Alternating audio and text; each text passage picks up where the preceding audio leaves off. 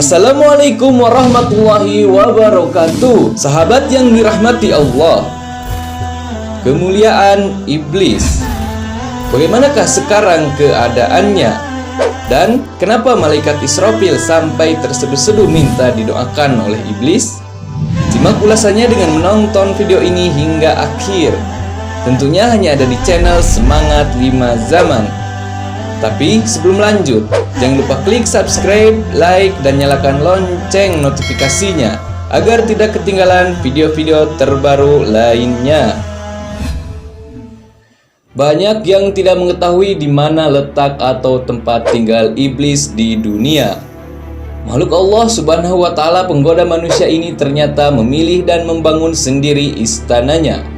Kesombongan iblis tidak hanya membuat dirinya dilaknat Allah, namun ia juga terusir dari surga. Akhirnya iblis pun mulai membangun istananya di lautan. Iblis memilih lautan karena luasnya mencapai 3/4 dari luas bumi. Dalam sebuah kitab karya agung sang Syekh Imam Al-Ghazali disebutkan bahwasanya iblis itu dulunya memiliki nama Al-Abid, yang artinya ahli ibadah. Pemberian nama Al-Abid ini hanya pada langit pertama, lain hal dengan langit kedua, dan seterusnya. Begitu terkenalnya iblis dengan pemberian sebutan nama-nama tiap langit, karena iblis ketika itu memang hamba Allah yang taat. Pada langit kedua iblis disebut dengan Az-Zahid, dan di langit ketiga diberi nama Al-Arif. Di langit keempat namanya adalah Al-Wali.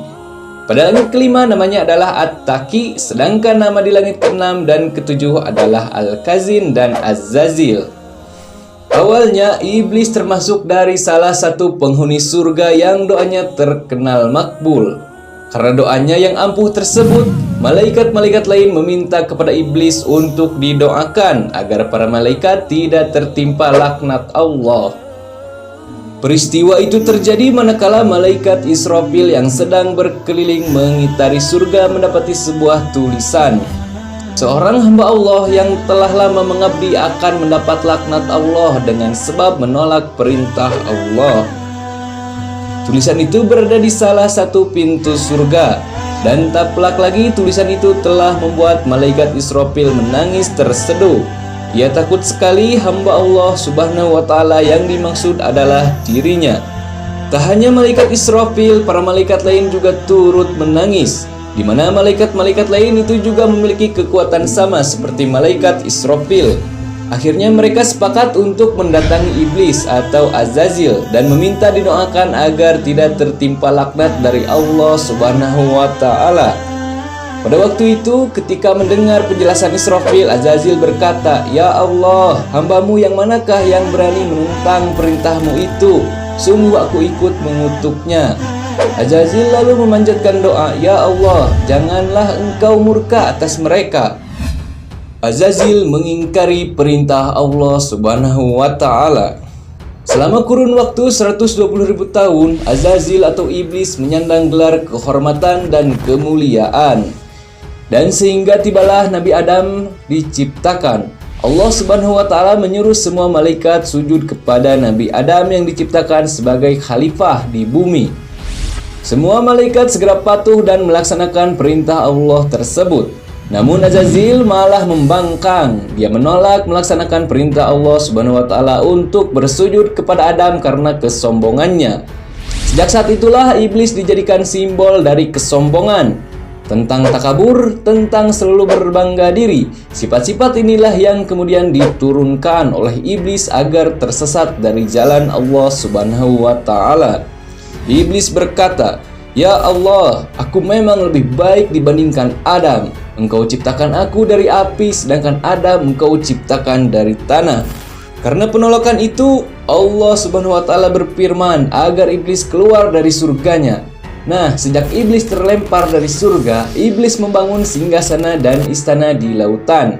Hal itu dimaksudkan untuk menandingi arasy Allah Subhanahu wa Ta'ala yang berada di atas air di langit ke-7. Dalam sebuah riwayat Imam Ahmad radhiyallahu anhu, Rasulullah shallallahu alaihi wasallam bersabda, "Apa yang kamu lihat?" "Saya melihat singgasana di atas lautan yang dikelilingi oleh beberapa ular," jawab Ibnu Sayyad. Dia telah melihat singgasana iblis, sabda Rasulullah Shallallahu Alaihi Wasallam, hadis riwayat Ahmad. Sedangkan menurut Ibnu Katsir dalam bukunya yang berjudul Al-Bidayah menjelaskan bahwa iblis mempunyai banyak tentara dan memilih lautan sebagai istana. Seperti diketahui bahwa luas lautan mencapai 3/4 dari bumi. Oleh karena itulah ia menempatkan kerajaannya di lautan agar lebih leluasa memerintah bala tentaranya yang jumlahnya sangat banyak, sehingga memerlukan pusat kerajaan yang luas, sedangkan lautan adalah daerah yang sangat luas. Wallahu a'lam bishawab. Sahabat yang dirahmati Allah, jangan lupa untuk berbagi dengan cara men-share video ini, karena sebaik-baik manusia adalah yang paling bermanfaat bagi manusia. Hadis riwayat Ahmad. Assalamualaikum warahmatullahi wabarakatuh.